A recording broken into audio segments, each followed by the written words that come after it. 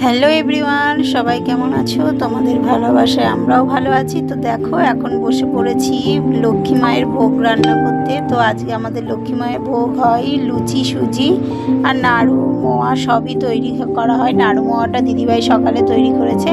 আর এখানে দেখো আমার মেয়েরা সবাই বসে আলপনা দিচ্ছে।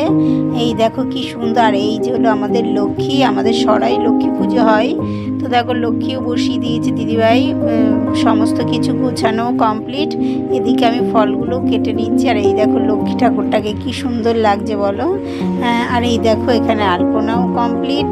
আমাদের লক্ষ্মীর সামনে সমস্ত কিছু ফল ভোগ দিয়ে সাজানোও কমপ্লিট। একটু পরে ব্রাহ্মণ আসবে, ব্রাহ্মণ আসলে আমাদের পুজো শুরু হবে। তো এই দেখো নাড়ু মোয়া যা যা লাগে সমস্ত কিছু দিয়েই লক্ষ্মী মাকে সাজানো হয়ে গেছে। তো তোমাদের কাদের বাড়ি কী কী দিয়ে সাজানো হয়েছে আমার এই ভিডিওতে কমেন্ট করে জানিও। আর আমার এই লক্ষ্মী মায়ের সাজানোটা কেমন হয়েছে সেটাও তোমরা কমেন্ট করে জানিও। আর এদিকে বসে গেছে আমাদের গপু, দুটো গপু, বড় আর ছোট দুজনা বসেছে। ওদেরও দেখো ভোগের থালাও রেডি। টাটা।